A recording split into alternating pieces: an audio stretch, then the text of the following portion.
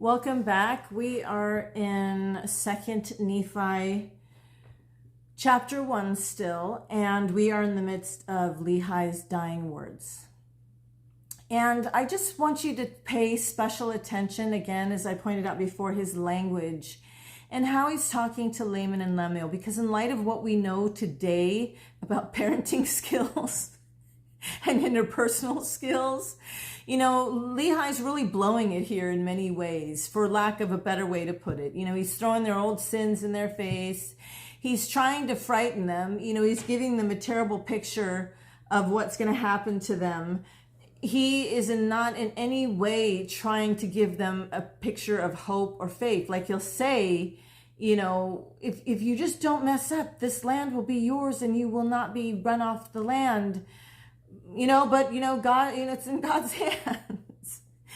He's just not very positive, and he also, blames them for his lack of happiness, and Nephi blames them for their parents being on their sickbed. So this is a constant habit that they have of giving them guilt trips and making them feel bad. And, doing a little research on guilt trips. I know what a guilt trip is, but just to get something hard and fast, and just talking about this article that I found, and I'll put it down there in a little link, talks about some of the damaging effects, obviously, of what guilt trips do. And one of the first things was it totally blocks communication and connection. So your ability to connect to the person who's accusing you and blaming you and guilt tripping you, that shuts down communication and that feeling of closeness. So that is, in considering how much they lecture Laman and Lemuel and how we're constantly hearing about how awful they are, I can imagine that had a major negative effect on the communication and the connection that Laman and Lemuel felt towards Nephi and Lehi. Not to mention the other dynamics that complicated it, that they were on this road trip, they were leaving their home, they're not just moving across town, they're moving across the world, at a time when travel is just unimaginably difficult. So, there's all these stressful factors, and I just think it's too easy to forget that Laman and Lemuel went on the trip. Maybe they were too cowardly to turn around and go back home. Nevertheless, they were there, for whatever gamble, they took to go this way, even though they don't really seem sure of anything. And they're just kind of grasping at straws and doing what they can, it seems, to just survive. None of us are like Lehi and Nephi, as I keep emphasizing. None of us have that level, or very, very few of us have that level of visions and voice hearing and miracles, in such rapid succession in such a short period of time in our lives. None of us are like that. But what I'm trying to understand here is, why were they so harsh on Laman and Lemuel, in my opinion? Because you look at examples such as Esther in the scriptures, who married not a good man. Xerxes, as he's known in our Old Testament, is not a good man. When Haman came to him and said, hey, I'll give you some money if you let me exterminate the Jews, Xerxes was like, keep your money and do what you want with the Jews. This is not a good man. He has his wife executed because she didn't come when he called. This is, and Esther's going to marry him because her uncle Mordecai is suggesting that she do this. Mordecai feels that this is the right thing to do. And so she does, and she gains favor right away of everybody in the king's house, it seems. Right away, she's getting special favors, special quarters, and she's chosen to be the wife. And it must have been bewildering to Xerxes, because as Esther is described, she's an incredible person. She is an orphan. She is obedient, she is kind, and she is completely selfless. And we know that she's completely selfless because when Mordecai informs her, hey, Haman has issued an edict that all the Jews are going to be destroyed on this certain date. You need to go in and talk to the queen and try to get this, salvage this, save us, do something to change this fate. And it was illegal for her to go in uninvited to the king, even if her husband or not. Execution was the penalty. And so, first of all, she's married to someone and he hadn't summoned her in 30 days. So she probably just so bewildered him because of her goodness. And this was probably something that was apparent, but he didn't know what to make of it. So he was thinking about this probably for 30 days, probably saying, where do we go from here? This person, bewilders me, that someone so beautiful could be so good as well. And that this feeling of love must have been building in him because, Esther tells Mordecai, tell everybody, fast with me for 3 days. And you think 3 days, how could you eat? No water, no nothing, but it says day or night. So I guess you picked your 12-hour shift or something, which is nice. So she tells him to do that. And then she just simply says, and then I'll go and see the king. And if I perish, I perish. And right there, that establishes her as a very Christ-like figure who's going to die for her people, who's willing to lay her life down because of what might befall them. And she is one of those grand spirits that can live in the palace, that can live in the great and spacious building and still have a relationship with God as though she were under the tree. Her circumstances didn't change who she was. She was an incredible person. Her integrity stayed intact, whether she was a poor orphan or an orphaned one, or she was the queen of the land. This was one who didn't change. And how interesting that even though she goes from being poor to rich, she stays the exact same. And so interesting in the Bible, what book comes next is Job. And he goes from rich to poor. And both of them, they have the same integrity. They are willing. They just don't lose who they are. And Esther certainly didn't. And what I love about her is that she married this really scary person, the type of person that makes Laman and Lemuel look like choir boys or something,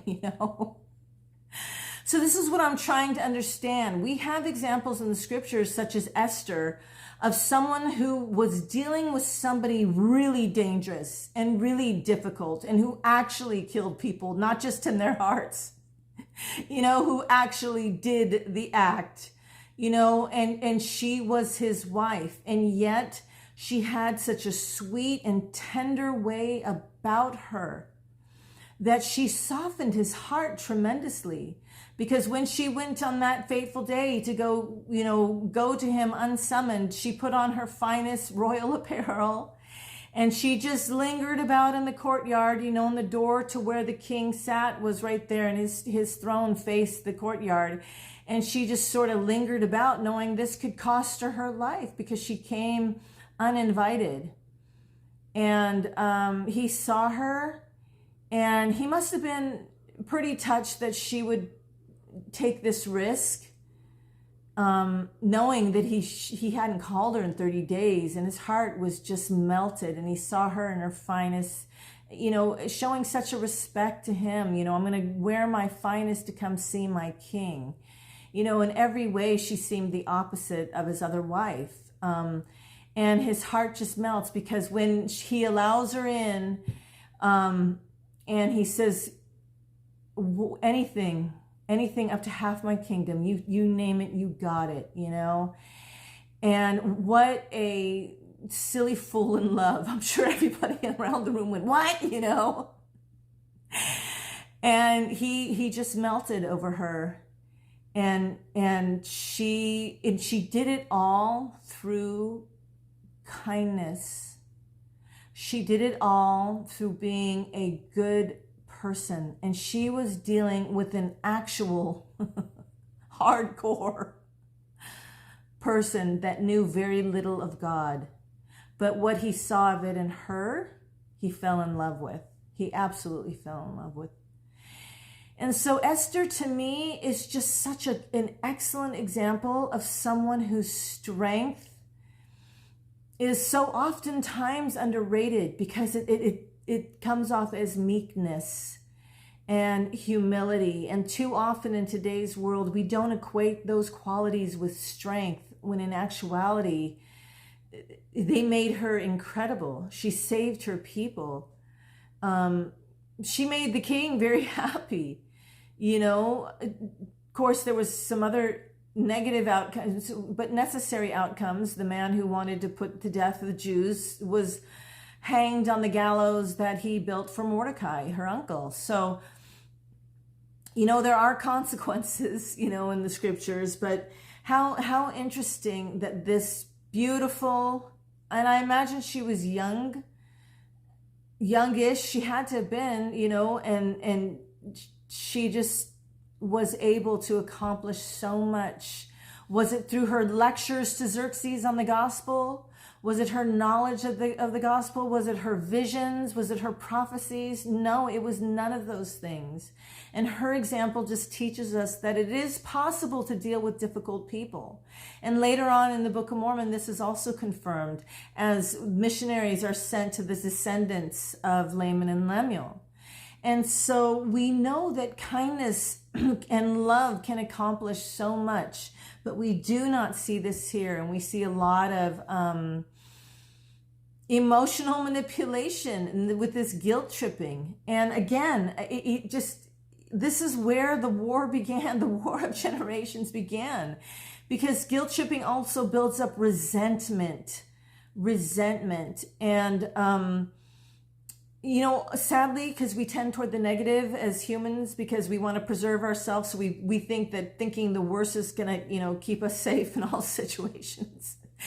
So, you know, that negativity, when people tend to criticize us and belittle us, we tend to believe that.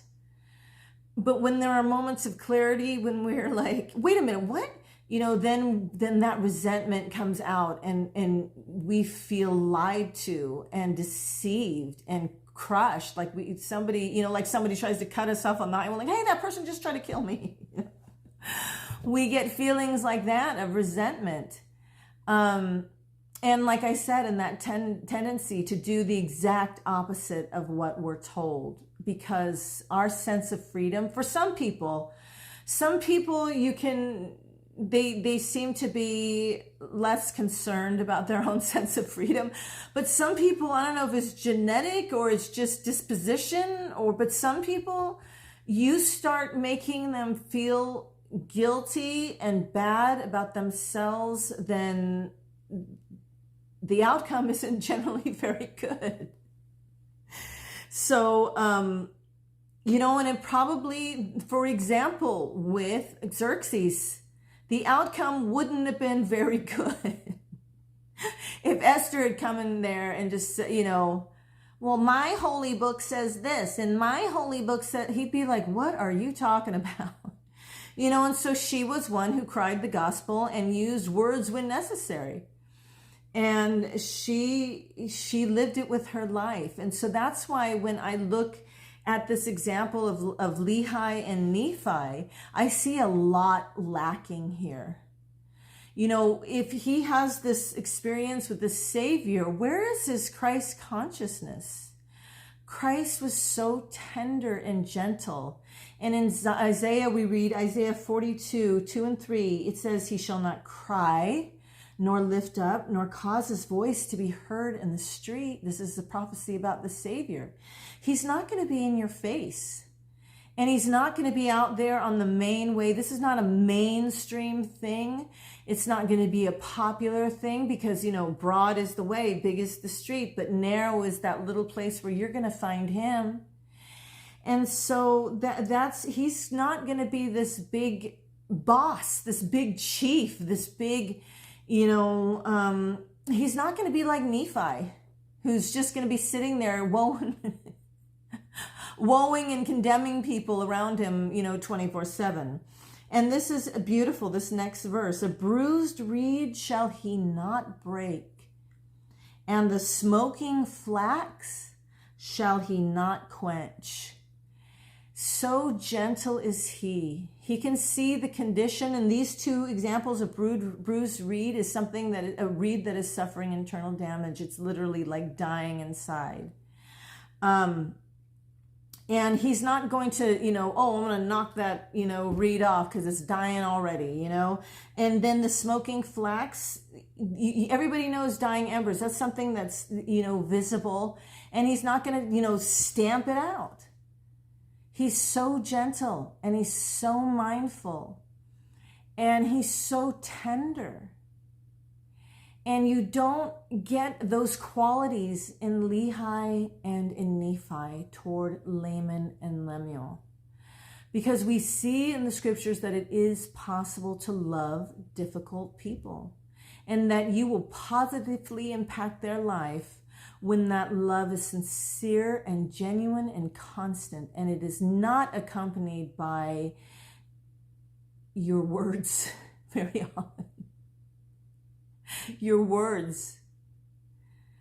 Because, if you're going to talk geometry to someone who's never gotten past algebra, you're wasting your time. You're wasting your time. Words cannot reach certain people. And we learn this sadly in the Book of Mormon, that all the preaching and all the doctrine and everything, the miracles, nothing if there's no relationship there. So we are on verse 19, and again, we're in the middle of Lehi's words, his last words to his sons. Mostly he is aiming his lecture at Laman and Lemuel, and he's telling them to wake up and shake off the chains of hell, to be men, and that to hear the words of this dying parent, this is... But on verse 19, he starts again and he describes, "O my sons, that these things might not come upon you," because he just spent the last several verses, as we know, telling them all the bad stuff that's going to happen to them. And all the bad stuff that they've caused. He's about to die. There's just been, they almost destroyed the family, But that ye might be a choice and a favored people of the Lord. But behold, his will be done, for his ways are righteousness forever. So again, he's washing his hands, basically saying, but it's up to God. I've done my best. My best was just words. That was my best. Talk. And it's and a lot of people feel that way, that they're going to save someone with their words. And, how sad, really, because we have all these fine example of people who are like, I'm on a mission to the Lamanites. What did you do? Well, I went and I took care of his horse, or I went and tried to take care of his sheep. It's like, we do have excellent examples of people that know how to deal with difficult people, and it's not through lecturing. He has said that inasmuch as you shall keep my commandments, you shall prosper in the land, but inasmuch as you will not keep my commandments, you shall be cut off from my presence. So that's something that is repeated over and over again. Prosperity is enjoying the presence of God in your life. And now that my soul might have joy in you, and my heart might leave this world with gladness because of you, that I might not be brought down with grief and sorrow to the grave. Yeah, he's laying it on thick. Arise from the dust, my sons, and be men, because you're not men. The way he talks to them, it's so underhanded in a way, and it's so passive aggressive. I want you to be men. In other words, you're not. And be determined in one mind and in one heart, united in all things, that you may not come down in captivity. Any kind of captivity, not necessarily that they're going to be enslaved like the people of Israel or of Jerusalem became enslaved in Babylon. Not like that necessarily, but anything that keeps you bound by ignorance or lack of truth, or any kind of addiction, anything where we lose our agency and we surrender our ability to choose. That's captivity in a nutshell. That ye may not be cursed with a sore cursing, and also that you may not incur the displeasure of a just God upon you, unto the destruction, yea, the eternal destruction of both soul and body. And you're like, wow, he's telling them they're going to be completely obliterated, soul and body. We know that, we know that this is not true. The soul, the spirit cannot be destroyed. And that we're all basically going to be resurrected at some point. Some of us in the first, some of us in the last. But, I feel like he's just trying to drive the point home a little too hard here. Awake, my sons, put on the armor of righteousness, shake off the chains with which ye are bound, and come forth out of obscurity and arise from the dust. So he's echoing some of the language that we just heard in Isaiah. But he's saying that they're bound by chains. So he's saying that they're sinners and that they're in this state of iniquity because they're in bondage to it. And so you kind of, what, other than their state, their complete lack of faith and their blow-ups from time to time because they have no idea what's going on, and they don't have the faith of Laman, or they don't have the faith of Lehi and Nephi. But he addresses this. In the next verse, he says, rebel no more. So apparently, every once in a while, they rebel against their little brother. And you got to have some kind of superhuman strength to not rebel against your little brother who's been put in a position of leadership over you, who you don't understand and with whom you disagree. I mean, you got to be...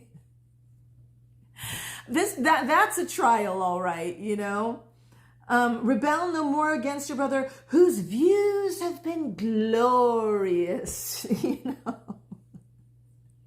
And Nephi's over there, he's like, yeah, and who have kept the commandments from the time that we left Jerusalem. And Nephi's like, yeah, from the time, wait, what? Just starting then, he's like, I'm sure he thinks that he's just been glorious forever, So, and who hath been an instrument in the hands of God and bringing us forth into the land of promise, totally disregarding any labor, any contribution they made to this whole situation.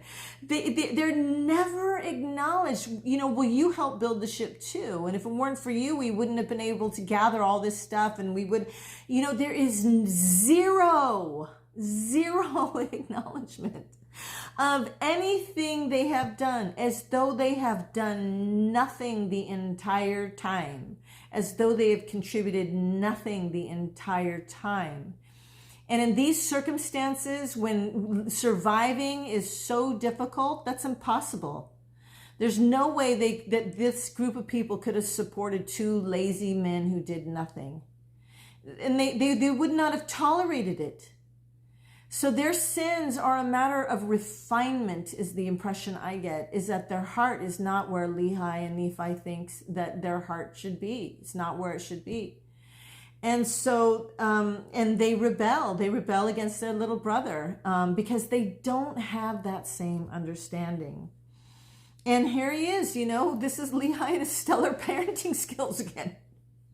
He's throwing their old sins in their face. He's not letting them live it down. He's blaming them for him being on his deathbed and for him being miserable and anxious and fearful. And now he's comparing them to Nephi. It's like, yeah, these are not good interpersonal skills here. And they're not. And then he says, so he was an instrument in bringing us forth into the land of promise. Yes, but they helped too. For were it not for him, we must have perished with hunger in the wilderness. And this just gives you the impression, what, Laman and Lemuel never hunted? It says that they did. They tried, but their bows broke at that one time. The one time that Nephi came home and didn't give up. And yeah, he was able to pursue and to get food that one time. But did this happen every day in 8 years, or just this happen one time? And for him to say that they would have all died, because there were other times when, and he's one to talk. He was in there mumbling, murmuring himself.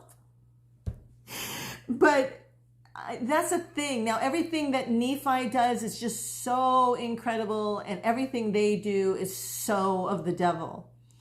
And that resentment doesn't go away. That energy builds. It tends to build if things are not resolved. We must have perished with hunger in the wilderness. Nevertheless, ye have sought to take away his life. Yea, and ye have suffered much sorrow because of you. It's just constant. It is so not soul and spirit and heart and mind building. It is just all negativity. And Nephi can do no wrong, and Laman and Lemuel can do no right. And the problem is when you constantly accuse people, and they're relatively young, they're still young men, they're taking all this in, and they can get a guilt complex very easily and just expect themselves to do something wrong. There's always something that I'm going to do to make my dad and my brother unhappy. And it's almost a self-fulfilling prophecy when people start, saying, okay, I guess I'm going to hell or whatever. It is the opposite of what the Lord did. I mean, when if Laman, for example, if Lehi and Nephi had met that woman at the well, at the well, not at the whale, at the well, how rude they would have been. They would have condemned her, and they'd tell her, you're a sinner, get your dirty bucket out. I can imagine they would have been very harsh. And here the Lord interacts with sinners all the time, and in fact treats them with respect and kindness. And that's not something we see from Lehi and Nephi. And this becomes the beginning of a massive rift in their family that echoes through generations. And Lehi, you want to know about sorrow? Sorrow is all the lives that have been lost, all the weeping and wailing because of the lives that have been lost, because of this beginning. This is where it all started. And I exceedingly fear and tremble because of you. Again, it's just, do we ever hear anything good about them? And you just think, look at Esther, that blessed woman, that she would be brave enough to marry a murderer to save her people, but that she would treat him with respect and get on her finest clothes and linger in the courtyard and say, I know I'm breaking your rules. This is your kingdom, but I'm going to linger here in the hope that I find mercy in your eyes. What an incredible example. This is not the example that we get from Lehi and Nephi. And so you can see how some people with their Christ consciousness could read in the Book of Mormon and think, wow, this is wrong, and it is wrong. This is the beginning of a war. So it's all wrong. This whole situation is wrong. It's wrong because look at the echo and the imprint it leaves on history. It's wrong. What's happening here is wrong. And because it starts a war, there's no one-sided war. One person doesn't always just start it. There has to be an engagement. And I can clearly see at the beginning where all these hurt feelings and all this resentment comes from. And how they want their children not to play with Nephi's children. And how they'd want to not be anywhere near them because of what they think of them. And why would they want their children to grow up hearing what Lehi and Nephi has to say about them? Why would they want that? Why would anybody want that if all they get is you're a horrible person?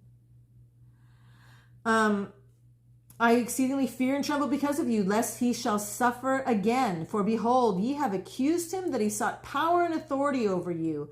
But I know that he has not sought for power nor authority over you, but he hath sought the glory of God and your own eternal welfare. And I think Nephi he is concerned about their eternal welfare. But unfortunately, that saying about the mote and the beam hadn't been invented yet. So he didn't know, that he had to remove the beam from his eye before he pulled out the mote of his brother's eye. He didn't know that yet. But I do believe he did have that, and that his idea of obedience was himself and his father. And if they didn't look like that, why, they weren't that at all.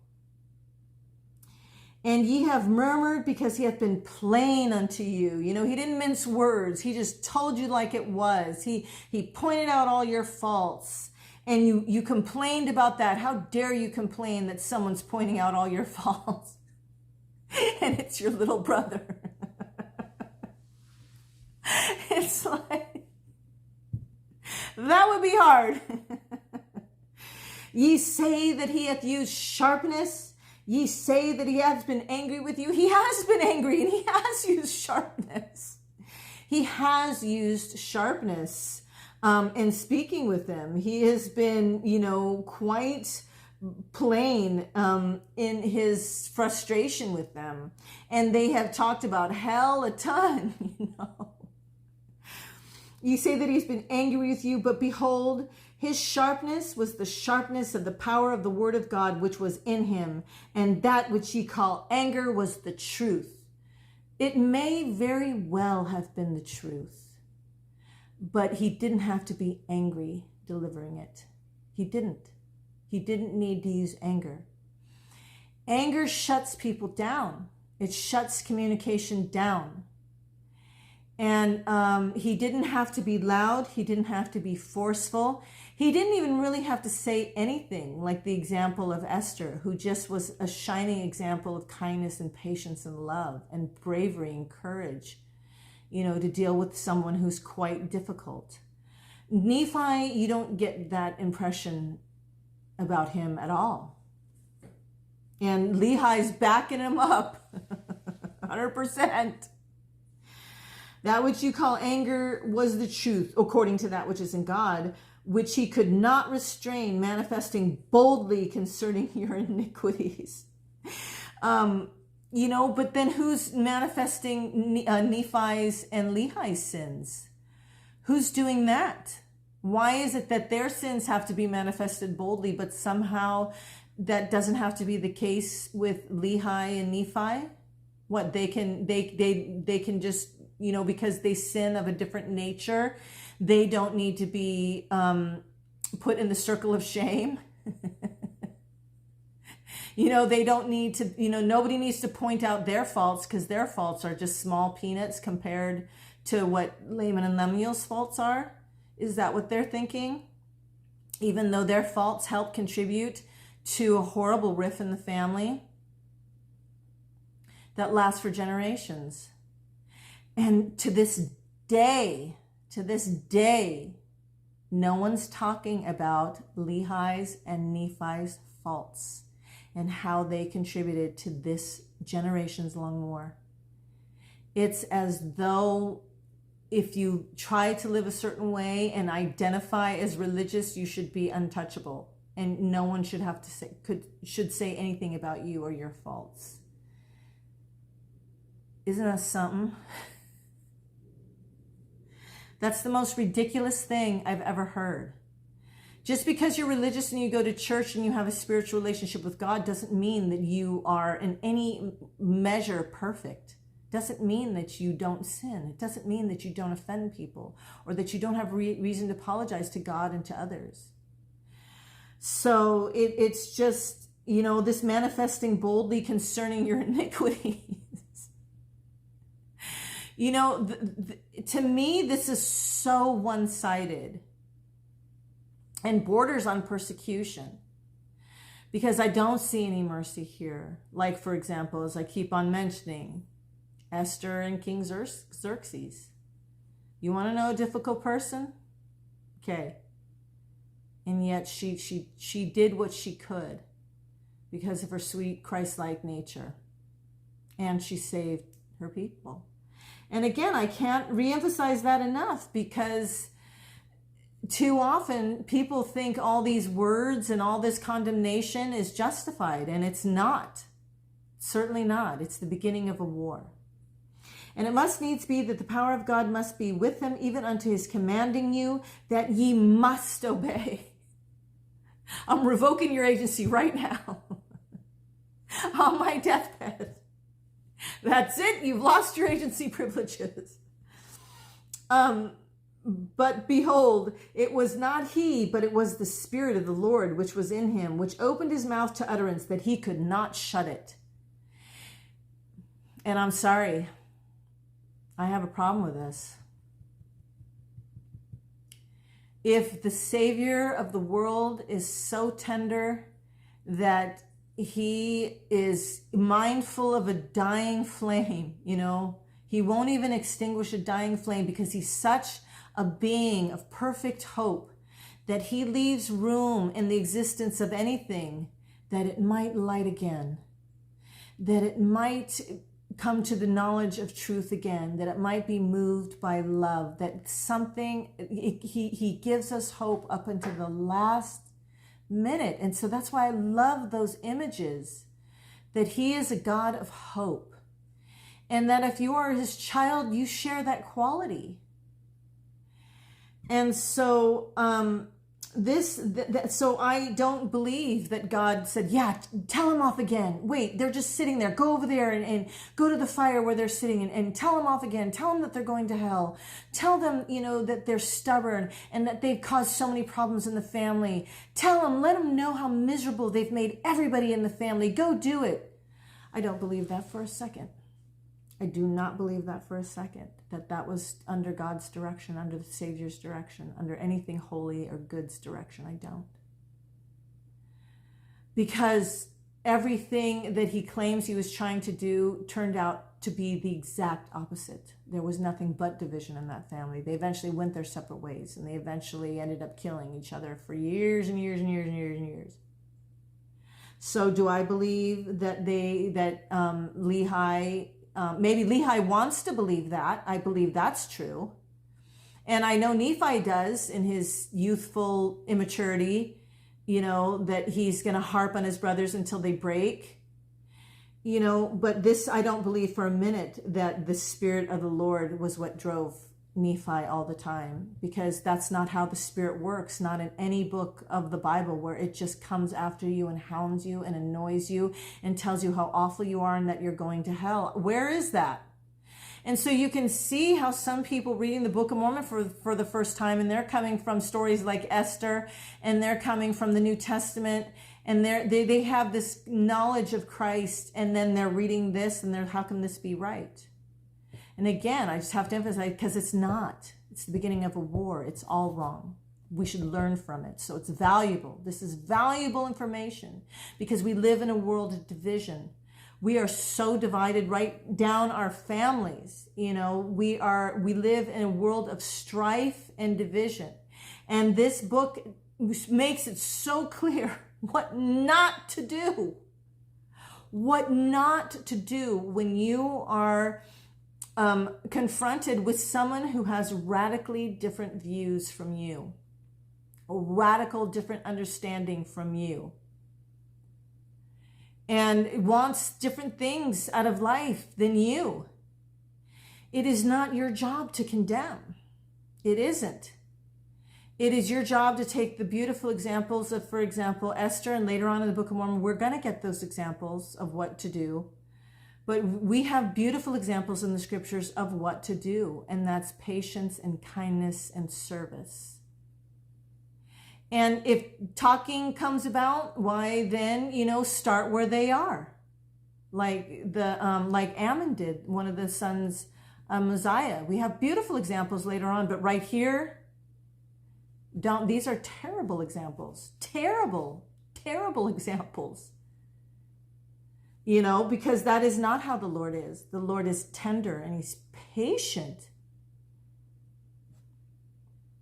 He's patient with people like Xerxes. So why wouldn't he be patient with Lehi and Lemuel? Or all these L's, man. With Laman and Lemuel. And now my son Laman, also Lemuel and Sam, and also my sons who are the sons of Ishmael, behold, if ye will hearken unto the voice of Nephi. Again, he doesn't ever really seem to encourage their personal relationship with God. He's just like, listen to your brother. That's all you need to know. It's almost like he's past the point of hope with them. It's like, you're never going to develop a relationship with God. So just do what Nephi says, okay? It's just like, it's like a dad. Listen to your mother, I'm tired of explaining. I'm tired of talking. Just listen to Nephi, and you shall not perish. And if you will hearken unto him, I leave unto you a blessing, yea, even my first blessing, the one that's supposed to be theirs. But if you will not hearken unto him, I will take away my first blessing, yea, even my blessing, and it shall rest upon him. It already did. That was already apparent. That blessing of his, he treated Nephi like a firstborn son. And that was apparent to everybody. And that was apparent to Laman and Lemuel. That what are you talking about, Dad? He already has your blessing and everything, And they felt that rejection, and they felt that, that hurt of being abandoned, really. They're still his children. They may be grown men at this point, but they're still his children.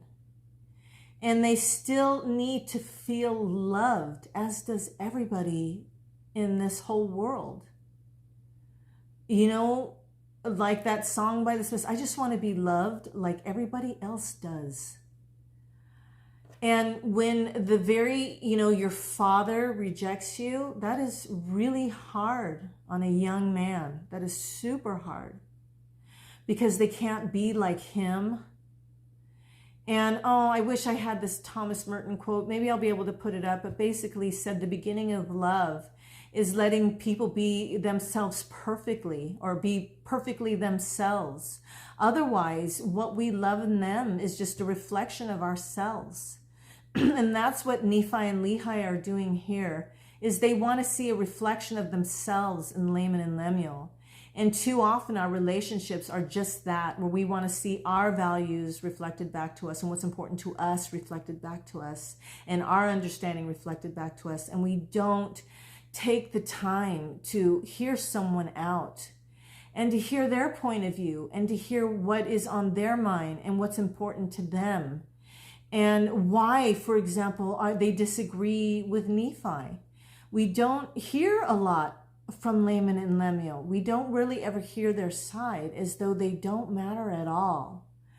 And if I were writing this book, I would try to give Laman and Lemuel some more dialogue, so we get a little more insight into their character besides their occasional blow-ups, because that doesn't really define a person, even though people will be like, oh, that's your true colors right there when you're mad, now I really know who you are. It's just like, give me a break. People have their breaking points, and everybody has their breaking points.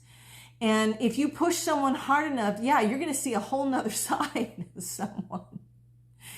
Not everybody can just bottle everything up and keep everything in. And when they've been accused of being rotten people for years and years and years, why would you not expect an occasional blowout? No one wants to feel bad about themselves. Everybody wants to be built up. Everyone wants to feel that there's hope in their life. And Lehi and Nephi don't seem to understand the basic needs of humans to belong and to feel good about themselves and to feel by all means accepted by their father. At the very least, loved. Even if he couldn't accept their state of faith and the lack of it, and the fact that they couldn't embrace the gospel or have a relationship with God the way Lehi and Nephi do, they could still nevertheless love Laman and Lemuel, because after all, and I love how Brennan Manning says this, God loves us as we are, not as we should be, because none of us are as we should be. Not Nephi and Lehi, and not Laman and Lemuel. So if God can love us in that state, doesn't it behoove us to find a way to accept others who differ from us radically? Because it's in that love, it's in that ability to love and to nurture those who may even be difficult to love that we grow closer to our Savior.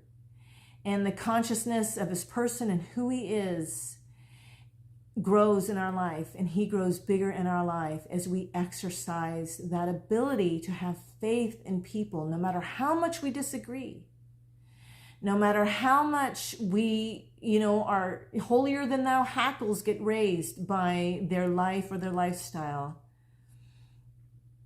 Who is as difficult as Xerxes in your life? That you can't try to be like Esther and just linger in the courtyard with your best dress, acting with respect and patience. When you call me, I'm ready to talk to you and engage and tell you what's on my mind and tell you what's troubling me. But I'll wait here. It's just this level of respect for another person that we never see in Nephi. You kind of expect it in a younger brother. Kind of makes sense. But in Lehi, it's just surprising to me the way he just comes in, swoops in, and makes every parenting mistake ever. And just, just further creates division in the family. I don't care if he's a prophet. Prophets are not perfect. As we read in the scriptures, they're not perfect. But we learn from them. And very often that's why their stories are in the scriptures, because they have something to teach us, whether they're perfect or not. And the good example that I pointed out just recently was Jonah, who's upset because the Lord is merciful. And then you look at James and John, just give us a word, God, or Lord, we're going to rain fire down on this city. And Jesus is like, wow, you don't know who you're talking for right now. An apostle speaking for the devil. Apostles speaking for the devil. Just because you are in a position of authority does not mean that you are perfect and that you don't make mistakes and that you at times will speak for the devil.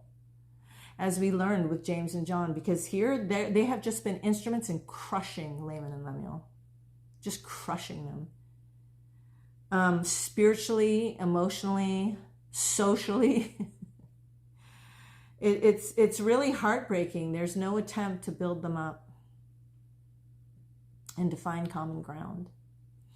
And now, Zoram, I speak unto you. Behold, thou art the servant of Laban. Nevertheless, thou hast been brought out of the land of Jerusalem, and I know that thou art a true friend unto my son Nephi forever. The guy that tackled you and forced you, said that he'd kill you if you didn't go with them.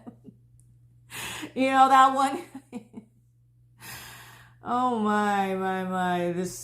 Wherefore, because thou hast been faithful, thy seed shall be blessed with his seed, that they dwell in prosperity long upon the face of this land, and nothing, save it shall be iniquity among them, shall harm or disturb their prosperity upon the face of this land. Even it has good things to say about Zoram, the serpent. He's even saying, yeah, you're blessed, you're good, because you're in good with Nephi. Golly, it just must have felt so isolating and so shaming, to be, here's even this servant that they abducted, he's getting these big blessings from Pops, and Pops has nothing good to say about Laman and Lemuel. How can people be that bad? How can there be nothing encouraging? There's nothing he could say, remotely positive about nothing. There was no nugget of love or tender, nothing that he could throw their way. Last verse, wherefore, if ye shall keep the commandments of the Lord hath consecrated this land for the security of thy seed with the seed of my son. And he even ends it like he only has one son. I don't know how you read this, especially I have read this back to back since 1996. Back to back. I finish it, I read it again. I finish it, I read it again. And it has so evolved as I'm reading it. I'm seeing more and more and more, and then I'm realizing what it is I'm looking at, and I'm just flabbergasted of all the things that take place that no one's talking about. And the consequences of it. And it's such a shame, because we can learn so much, especially in these times of division, how not to be and how not to go about things, because the result will be war or pain and trauma handed down to the next generations. And so it is so important that we take the example of Esther, even with someone as difficult as Xerxes, and remember that, the Christ-like character really will just be, if I perish, I perish. But I'm going to do my part, and I'm going to do my part in kindness and patience. So how brilliant and wonderful are the scriptures and the fine examples we have of these characters that illuminate so much doctrine with their actions, that we can read and again and be inspired by such characters and such examples.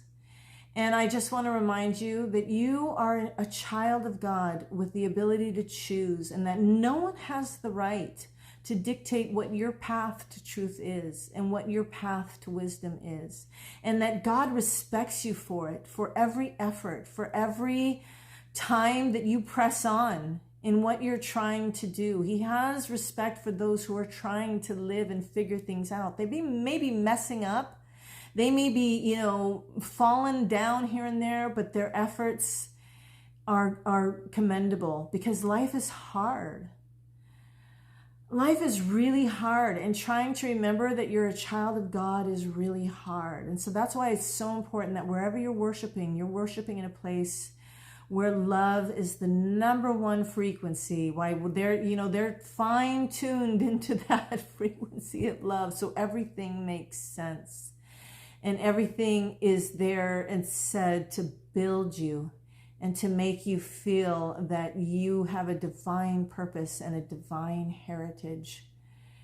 And I will talk to you again soon, and we will be on 2 Nephi chapter 2.